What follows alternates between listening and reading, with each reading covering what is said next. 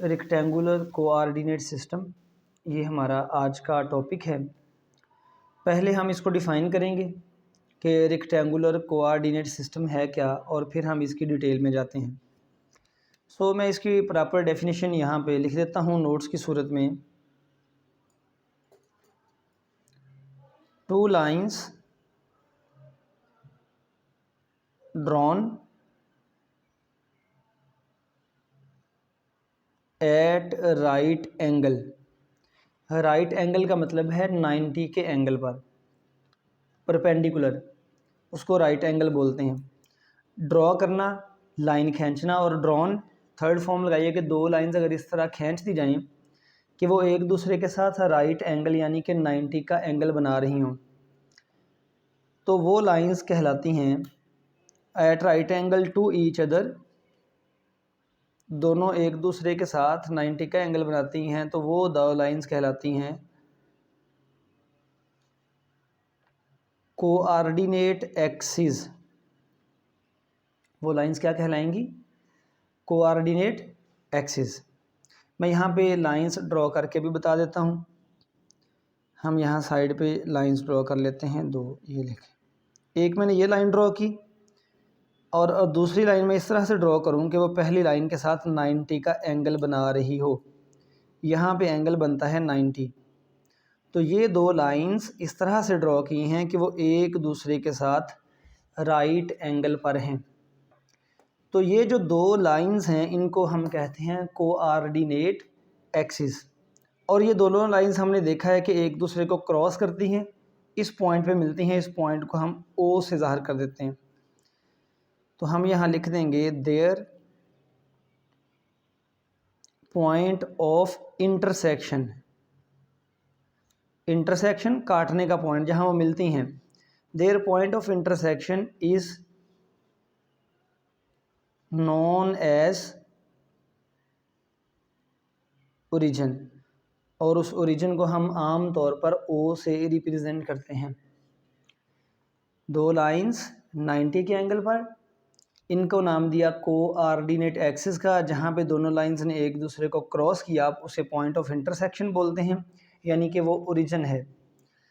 अब ये जो दो लाइंस का सिस्टम है जो कि 90 के एंगल पे हैं, हम लिखेंगे this system of coordinate axis is called. ये जो दो लाइंस का सिस्टम है, जो दो लाइंस एक दूसरे के परपेंडिकुलर हैं, इस सिस्टम को हम नाम देते हैं इज़ कॉल्ड कार्टेशियन, या फिर इसको नाम देते हैं, जो हमने ऊपर भी लिखा था हेडिंग में, रेक्टेंगुलर कोऑर्डिनेट सिस्टम। हम इस सिस्टम को या तो कार्टेशियन कोऑर्डिनेट सिस्टम कह सकते हैं, या इसका दूसरा नाम है rectangular coordinate system. Rectangular coordinate system इसलिए भी बोलते हैं कि यहाँ पे 4 90 के एंगल बनते हैं। 4 90 के एंगल होने की वजह से इसको बोलते हैं रेक्टेंगुलर कोऑर्डिनेट सिस्टम। और कार्टेशियन साइंटिस्ट था जिसने इस पे काम किया, उसके नाम के ऊपर भी ये नाम रख दिया है। अब ये जो दो लाइंस हैं इनको कोऑर्डिनेट एक्सिस क्यों कहते हैं, इनका नाम ये क्यों रखा कोऑर्डिनेट एक्सिस, ये भी हम आगे जाके डिटेल में देखते हैं। कोऑर्डिनेट का मतलब होता है तावन करना।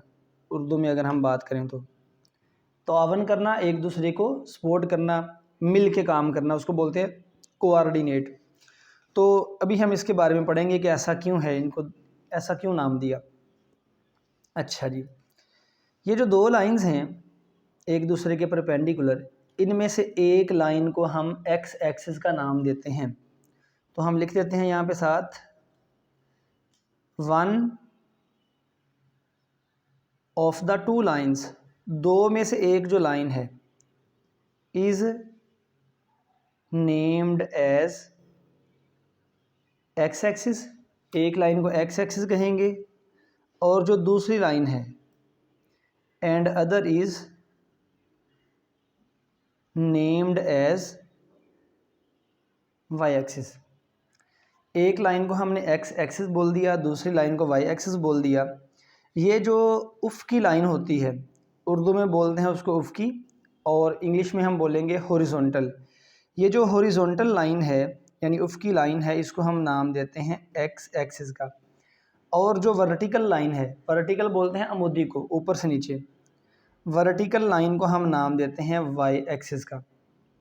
तो ये आपने मैट्रिक में भी सिस्टम पढ़ा हुआ है, एक्स एक्सिस और वाई एक्सिस। तो एक लाइन को हमने एक्स एक्सिस, दूसरी को वाई एक्सिस का नाम दिया। मैं यहाँ पे लिख देता हूँ, मज़ीद हम एक जुमला लिख देते हैं, horizontal line is taken as X axis. जो उफ़क़ी लाइन है उसको हम एक्स एक्सिस का नाम देते हैं और जो वर्टिकल लाइन है उसको हम वाई एक्सिस का नाम दे लेते हैं। सो ये भी हम जहाँ पे जुमला लिख देंगे, vertical line is taken as Y axis. मैं इस नए पेज के ऊपर दोबारा से वो कोऑर्डिनेट सिस्टम बना लेता हूँ ताकि हमें पिछले पेज पे ना जाना पड़े।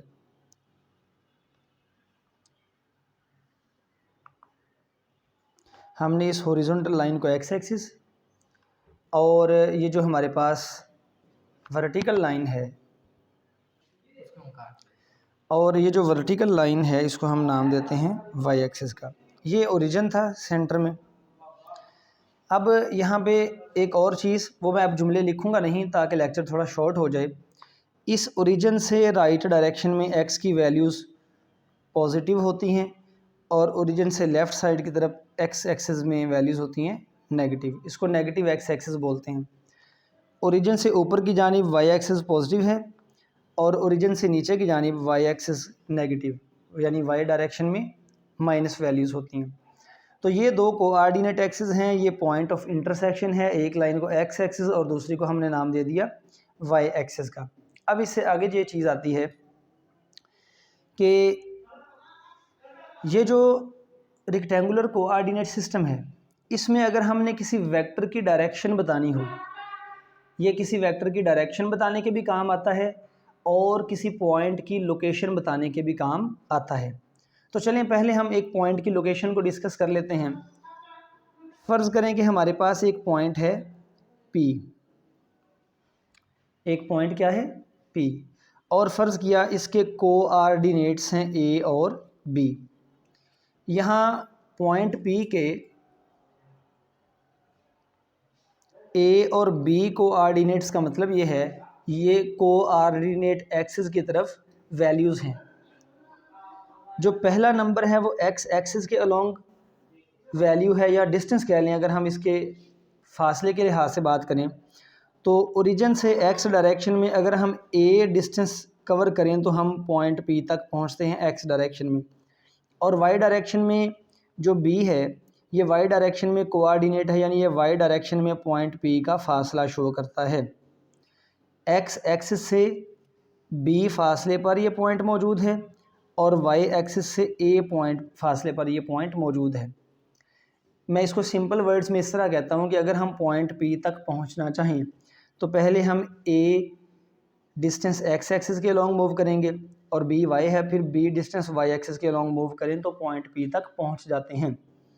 अगर हम वाई डायरेक्शन में पहले जाते हैं तो फिर बी डिस्टेंस वाई डायरेक्शन में मूव करें यहाँ तक, ये बी फासला, और वहाँ से फिर ए फासला तय करें आप एक्स एक्सिस की तरफ। तो यानी कि पहला फासला अलॉन्ग एक्स एक्सिस है और दूसरा अलॉन्ग वाई एक्सिस है। तो हम अपने उस पॉइंट तक पहुंच जाते हैं जिसके ये कोऑर्डिनेट्स हैं। अब इनको कोऑर्डिनेट एक्सिस इसलिए बोलते हैं क्योंकि ये दोनों एक्सिस मिल के हेल्प करते हैं, कोऑर्डिनेट करते हैं किसी पॉइंट की लोकेशन बताने में। जैसे P की लोकेशन बतानी है कि P कहाँ पे वाक़या है, तो हम कहेंगे ये एक्स एक्सिस से B फासले पर और वाई एक्सिस से A फासले पर वाक़या है। तो एग्जैक्ट लोकेशन मिल जाती है एक प्लेन के अंदर, 2 डायमेंशन में। इसलिए इनको बोलते हैं कोऑर्डिनेट एक्सिस। ये दोनों मिलके एक दूसरे की हेल्प आउट करते हैं और हमें बताते हैं एक पॉइंट की प्लेन में एग्जैक्ट लोकेशन। वो कैसे, फिर बार बार रिपीट कर रहा हूँ कि एक्स एक्सिस से ये वाला पॉइंट वाई एक्सिस से ये वाला पॉइंट ए फासले पे है और एक्स एक्सिस से बी फासले पर है। तो वाई एक्सिस और एक्स एक्सिस से जितना जितना फासला होगा उस पॉइंट तक पहुंचने का, उनको हम बोलते हैं कोऑर्डिनेट्स। किसी भी पॉइंट में जो पहला कोऑर्डिनेट है वो हमेशा एक्स डायरेक्शन में और दूसरा कोऑर्डिनेट हमेशा होगा वाई डायरेक्शन में। अब हम इस पॉइंट P की पोजीशन को बताने के लिए ओरिजिन से एक वेक्टर भी ड्रॉ कर सकते हैं। इस लाइन के एंड पे जो एरो हेड है वो बताएगा डायरेक्शन, ये पॉइंट इस तरफ है और ओरिजिन से यहाँ तक ये एक वेक्टर है। इसको फ़र्ज़ करें हम वेक्टर D कह लेते हैं।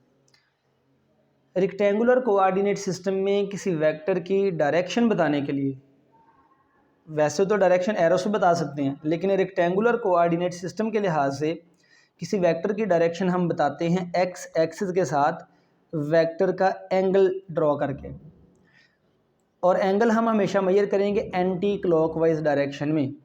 इधर को अगर हम मूव करें तो क्लॉकवाइज, और ये क्लॉक की उलट डायरेक्शन में रोटेशन है। एंटी क्लॉकवाइज डायरेक्शन में जितना एंगल थीटा बनेगा वो एंगल हमें बताता है कि एक्स एक्सिस से कितने एंगल पर किस तरफ हमारा वेक्टर मौजूद है। और एंगल हमेशा हमने पॉजिटिव एक्स एक्सिस से, ये नेगेटिव एक्स एक्सिस है इधर से नहीं, पॉजिटिव एक्स एक्सिस से एंटी क्लॉकवाइज डायरेक्शन में मेजर करना है। अगर वेक्टर यहाँ पे मौजूद होता तो उसकी डायरेक्शन भी हम ये पॉजिटिव एक्स एक्सिस से एंटी क्लॉकवाइज डायरेक्शन में उस वेक्टर तक एंगल के ज़रिए से बताएंगे। जितना एंगल होगा वो पॉजिटिव एक्स के लिहाज से उसकी डायरेक्शन बता रहा होगा। यहाँ तक कि चाहे फोर्थ क्वाड्रेंट, ये पहला क्वाड्रेंट है, ये सेकंड क्वाड्रेंट है, ये थर्ड है, ये फोर्थ है, फोर्थ क्वाड्रेंट में वेक्टर हो तो भी उसकी डायरेक्शन हम पॉजिटिव एक्स एक्सिस से एंटी क्लॉकवाइज डायरेक्शन में एंगल मेजर करके बताएंगे। हालांकि इधर से करीब है, लेकिन हमने हमेशा एंटी क्लॉकवाइज डायरेक्शन में वेक्टर की डायरेक्शन या एंगल मेजर करना है। अब ये तो था एक प्लेन के अंदर। प्लेन जैसे ये एक पेज पड़ा हुआ है ना, तो ये एक प्लेन है जिसमें जस्ट लेंथ और विड्थ होती है, लंबाई चौड़ाई, दो डायरेक्शन, दो डायमेंशन। और ये याद रखें कि एक्स एक्सिस पूरी जो लाइन है ये एक डायमेंशन है, वाई एक्सिस जो पूरी लाइन है ये दूसरी डायमेंशन है। अगर हम बात करें स्पेस की, स्पेस यानी कि इसको बोलते हैं हम 3 डायमेंशंस, जिसमें हम लंबाई चौड़ाई और ऊंचाई की बात भी करते हैं साथ। स्पेस में यानी कि 3 डायमेंशन में हम किसी पॉइंट की लोकेशन बताने के लिए 3 कोऑर्डिनेट एक्सिस का इस्तेमाल करते हैं, और वो तीनों कोऑर्डिनेट एक्सिस यानी तीनों लाइंस एक दूसरे के साथ 90 के एंगल पर होती हैं। इनमें से एक लाइन को हम नाम देते हैं एक्स एक्सिस, दूसरी को नाम दिया था, और इन दोनों के परपेंडिकुलर जो तीसरी लाइन होगी उसको हम नाम देते हैं जी एक्सिस का। जहाँ पे तीनों लाइंस एक दूसरे को मिलती हैं उस पॉइंट को हम नाम देते हैं ओरिजिन का। अब एक लेंथ है, एक लंबाई है, एक चौड़ाई है और एक ऊंचाई है। अगर 3 डायमेंशन में कोई पॉइंट P मौजूद हो तो उसके पॉइंट तक पहुंचने के लिए हम बताएंगे कि एक्स डायरेक्शन में कितना फासला है, वाई डायरेक्शन में कितना, और तीसरा नंबर आ जाएगा C अलोंग Z एक्सिस। तो स्पेस में एक पॉइंट के 3 कोऑर्डिनेट्स हैं A B C, और प्लेन के अंदर 2 कोऑर्डिनेट हैं A और B। जितने एक्सिस उतने पॉइंट्स के ज़रिए से हम किसी पॉइंट की लोकेशन बताएंगे। अब यहाँ पे अगर हमने किसी वेक्टर की डायरेक्शन बतानी हो तो प्लेन के अंदर तो ये था कि बस पॉजिटिव एक्स एक्सिस के साथ एंगल मेजर कर लेंगे वेक्टर तक, लेकिन स्पेस के अंदर हम 3 एंगल के ज़रिए से एक वेक्टर की एग्जैक्ट डायरेक्शन बताएंगे। वो 3 एंगल किस तरह से होंगे? एक एंगल हम मेजर करेंगे एक्स एक्सिस से वेक्टर तक, उसको नाम दे लेते हैं आमतौर पे अल्फ़ा। अच्छा, एंगल हम 2 तरफ से मेजर कर सकते हैं। जैसे ये देखें, ये जो वेक्टर था हम इस पॉजिटिव एक्स एक्सिस से यहाँ तक ये एंगल भी निकाल सकते हैं और एंटी क्लॉकवाइज ये भी निकालते हैं। प्लेन के अंदर ये रूल है कि आपने हमेशा एंटी क्लॉकवाइज डायरेक्शन में जाना है, चाहे एंगल जितना मर्जी बड़ा बने या छोटा बने। लेकिन स्पेस के अंदर ये रूल होगा, जहाँ से वेक्टर एक्स एक्सिस के करीब होगा उस तरफ से एंगल ड्रॉ कर लेंगे। वाई एक्सिस के करीब यहाँ से एंगल बनता है, इधर से भी बना सकते हैं, लेकिन ये एंगल बनाएंगे। जहाँ से वेक्टर करीब होगा तो वाई एक्सिस के साथ एंगल हम लिख लेते हैं कोई बीटा, जी एक्सिस के साथ देखें एंटी क्लॉकवाइज में बनाऊँ तो बहुत लंबा एंगल बनता है यहाँ पे, लेकिन हम क्या करेंगे जहाँ से वो करीब वेक्टर तक एंगल बनता है ये जी एक्सिस के साथ एंगल बना लेंगे, चाहे क्लॉकवाइज बने चाहे एंटी क्लॉकवाइज, जहाँ से वेक्टर तक स्मॉल एंगल बनता है मेजरमेंट ले लें। तो स्पेस में एक वेक्टर की डायरेक्शन बताने के लिए हमारे पास 3 एंगल्स होंगे, अल्फ़ा एक्स एक्सिस के साथ, एक एंगल बीटा वाई एक्सिस के साथ और एक एंगल है गैमा जी एक्सिस के साथ। और स्पेस में पॉइंट की लोकेशन बताने के लिए 3 कोऑर्डिनेट्स, एक एक्स एक्सिस के अलॉन्ग पहला, दूसरा वाई एक्सिस के अलॉन्ग और तीसरा जी एक्सिस के अलॉन्ग, और प्लेन में 2 कोऑर्डिनेट्स होते हैं। तो ये हमारा आज का टॉपिक था, that is rectangular coordinate system. और उसमें हमने देखा कि किस तरह हम एक पॉइंट की लोकेशन और एंगल्स के ज़रिए से वेक्टर की डायरेक्शन बता सकते हैं।